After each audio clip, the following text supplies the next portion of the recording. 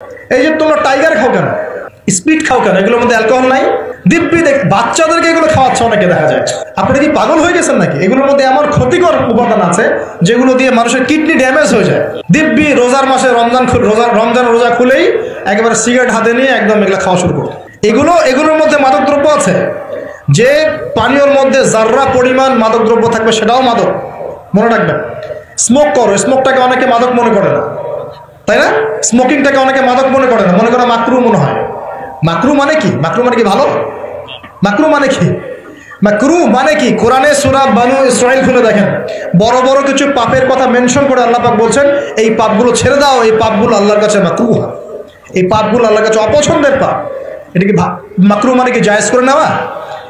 Cigarette খাওয়া বন্ধ করেন, ওয়াদা করেন আমার সাথে যে আজকে থেকে কোনোদিন সিগারেটে হাত দিবেন ইনশাআল্লাহ। কোনো প্রকার এইসব টাইগার মাইগার স্পিড স্প্রে খাবেন না, এসব ভালো জিনিস না।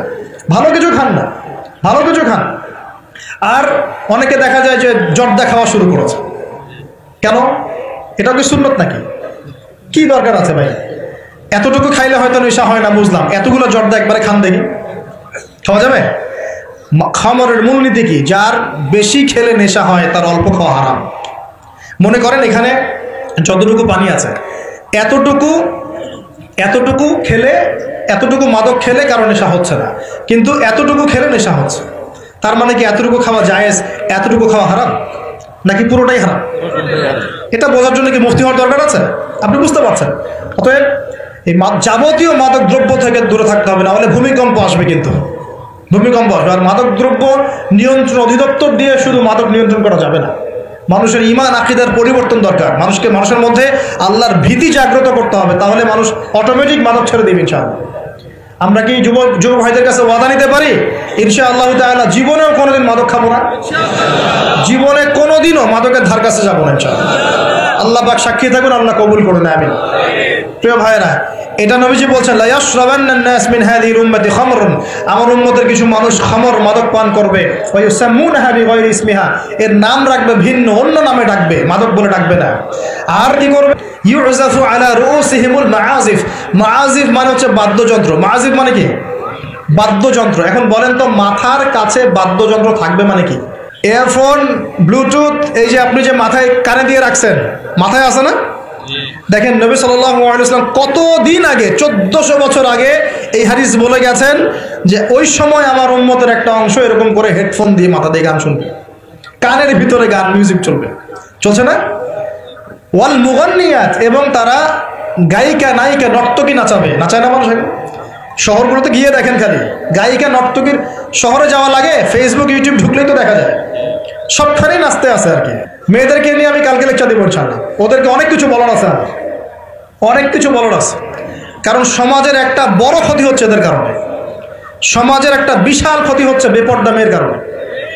বহু দিনদার পরেশগার যুবক পর্যন্ত ঈমান হারাচ্ছে এদের কারণে। আর বাসায় তো এদের বাপ নাই মনে হয়, বাপ নাই, ভাই নাই, স্বামী নাই, কেউই নাই, এদেরকে বোঝানোর কেউ নাই। অনেক দিনদার ছেলে পর্যন্ত এদের ফিতনায় দিন হারিয়ে ফেলছে। আর এখন কিছু কিছু ওয়াইজ বের হয়েছে, প্রেম বিশেষজ্ঞ, মানে বসে বসে প্রেমের আলাপ করতে পারলে মাথায়। আর এগুলো নিয়ে টল করতে করতে ভাইরাল সব ইউটিউব, ফেসবুক, চুলকা চুলকে সুরসুরি আলাপ করতে ভালো লাগে খালি। এই হারাম সম্পর্কের ভিত্তি গুড়াই দিতে হবে। বারবার বলি তো আমাদেরকে যে একটা হালাল রিজিকের সোর্স তৈরি করো, তাড়াতাড়ি বিয়ে করে ফেলো। বিয়ে ছাড়া যৌন চাহিদা, লজ্জাস্থানের হেফাজত, এগুলো করার কোনো বিকল্প কোনো পথ নাই, বিকল্প কোনো পথ নাই। যে পথগুলো দেখা যায় এগুলো হতাশা আরও বাড়াই দিবে, এগুলো আপনাকে আরও জানোয়ার বানায় ফেলবে ভিতর থেকে। পর্নোগ্রাফির যুগ চলছে, মেয়েদের ইজ্জত আবরু রক্ষা করা খুব চ্যালেঞ্জের কাজ। মেয়েদের ইজ্জত আবরু রক্ষা করা এত চ্যালেঞ্জ যে পর্নোগ্রাফির যুগে যে কোনো মেয়ে ধর্ষিত হতে পারে। একটা কথা এখন না বললেই পারতেছি না, আমি কিছু রিপোর্ট দেখেছি, কিছু কিছু মাদ্রাসায়, কিছু কিছু হিফজখানাতে পর্যন্ত আস্তাগফিরুল্লাহ, যে ছাত্র যারা আছে, ছাত্র, এই ছাত্রদের সাথে এরকম বালাৎকার সমকামিতার কাজ করা হচ্ছে। আমরা বাচ্চাদেরকে পাঠাবো কোথায় তাহলে? এটা আমাদের সাথে হবে কেন? বাচ্চাদেরকে কোথায় পাঠাবো তাহলে? ইউনিভার্সিটিতে গিয়ে তো ধর্ষিত হচ্ছে না? দেখলেন না কয়েকদিন আগে হল নিয়ে কি ঝামেলাগুলো হলো? দেখা গেল না যে বড় বড় নেতাদের মনোরঞ্জন করতে হয়, দেখেন নাই? মনে ইডেনের কথা বলছি, দেখেন নাই? তারপরে বিশ্ববিদ্যালয়ে তো নগ্নতা চলছেই, ফ্রি মিক্সিং চলছেই, জেনা তো ফ্রি, এবং পতিতালয়ে সব 1500-2000 টাকা দিয়ে রাত পার করা যায়। এগুলো ফেসবুক ইউটিউব ঢুকলেই দেখা যায়। তার মধ্যে আবার চলছে এখন সমকামিতাকে এখন প্রমোট করা হচ্ছে। আবার এখন দেখা যাচ্ছে আস্তাগফিরুল্লাহ কিছু ধর্মীয় প্রতিষ্ঠানেও সমকামিতা ছড়িয়ে পড়ছে।